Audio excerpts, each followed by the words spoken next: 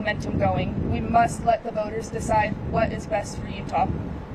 In my own association, we have overwhelming support from every corner of the state, with our members asking, how do we get more involved? How do we get signature packets to our family members and friends? Where can we go to sign the petition near me? All of this information can easily be found on our website, protectutahworkers.com. It'll show you all of our staging sites, where you can sign the petitions, where you can pick up the packets, and how to get more involved. Although UPEA does not do collective bargaining, we have full support in our brothers and sisters that do. Now it is my honor to turn things over to our leaders of our firefighter and police unions. Thank you.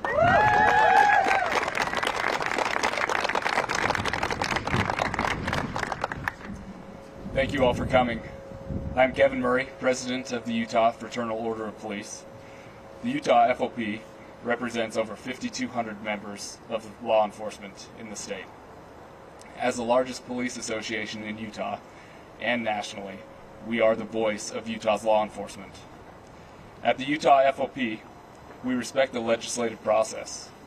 We are grateful for the relationship that we have with many state legislatures, including the governor's office. We believe in the checks and balances of that process and preserving the rights of our citizens. House Bill 267 has stripped the voice of our heroes to advocate for their needs. Without a voice, we are unable to advocate for safe working conditions, competitive wage and benefits, to attract qualified candidates, to protect our communities. If associations are not able to voice their concerns on members' behalf, who will look past the budgets and see the needs of officers? Without officer representation, we will move backward in history instead of forward.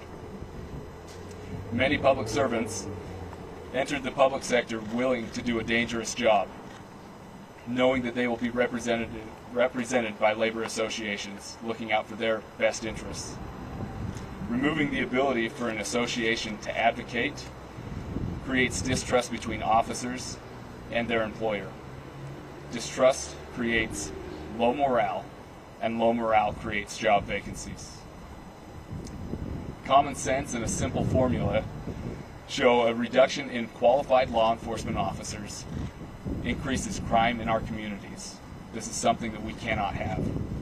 As we represent law enforcement and other public employees, we ask you to join us in this referendum and sign your name.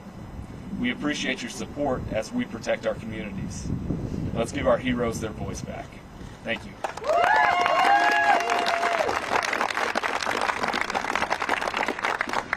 I'm Jack Tidrow, President of the Professional Firefighters of Utah. Represent professional union firefighters from Logan all the way down to Washington City.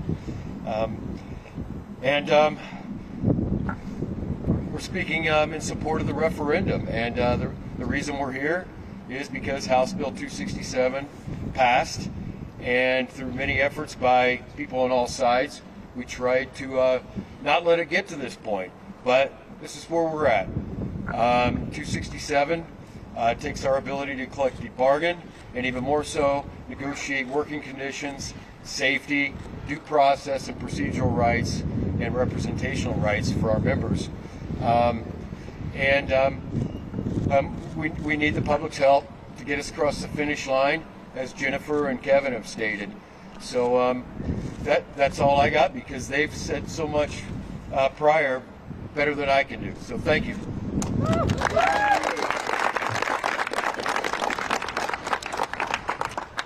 Hi guys, my name's Harrison Long. I won't take up too much of your time, but I'm a firefighter for Salt Lake City. I've been there for about 10 years, and I've been a union member that entire time, and a proud member of Salt Lake City Firefighters Local 81.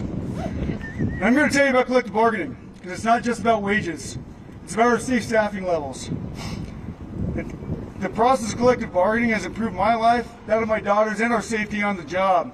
In Salt Lake City, we negotiated for safe staffing levels.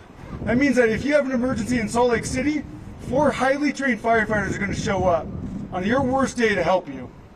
Whether that's a fire, medical emergency, rescue, we're going to be there, and that's become the industry standard. Unfortunately, there's a lot of departments out there that don't have the benefit of collective bargaining and are running fire engines, fire trucks with 2, maybe 3 people on it. That makes our job that much harder and our response that much less effective. That puts the public in that much more danger, anywhere from 25 to 50%. Collective bargaining isn't just about wages or benefits, it's about our safety, our working conditions, and delivering the best possible service that we can to the public. And as we've been out gathering signatures, the response has been overwhelmingly positive, and it seems like people understand that firefighters deserve a voice in firefighting, police officers deserve a voice in law enforcement, teachers deserve a voice in education. Everyone behind me deserves a voice in their professions. And that's all we're asking for. The ability to tell our own story and have a voice in our own professions, because ultimately we're all public servants. Not only do I want to be able to provide for my own family, not only do I want my friends and I to be safe when we go to work, but I want to fulfill the oath that I made to the citizens of Salt Lake City. And collective bargaining makes it easier for me to do all of those things.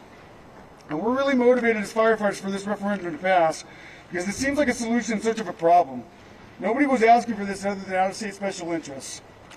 And so what I've noticed as we've been out gathering is people are approaching us, they're seeking us out, and when we've talked to people and seek them out, oftentimes we're finding that they've already signed it. We're getting inundated with by phone calls, text messages, emails, social media asking, hey, where can we show up to sign this thing? And we're here for it. This referendum matters because our safety matters. Firefighter safety matters. Our voices matter. And providing excellent public safety service matters. We're committed every step of the way to protecting our community and our right to advocate for the services you depend on. And as my counterparts have said, we've gathered a lot of signatures, but we got a lot of work to do. And I'd ask every Utahn, sign this referendum. Put this back in the hands of the people. Make your voice heard. Thank you very much.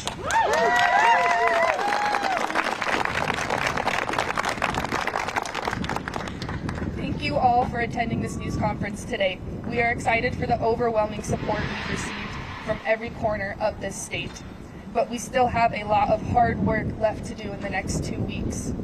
For those of you watching us on social media, I wanted to remind you again to go to our website, protectutahworkers.com, to find out where the referendum signing events are being held, or how to volunteer and help with our grassroots effort to put this issue directly into the voters' hands. Thank you and have a great day. We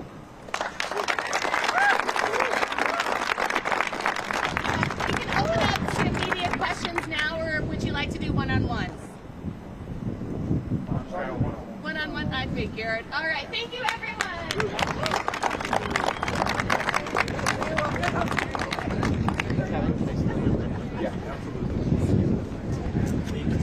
I want to sign back.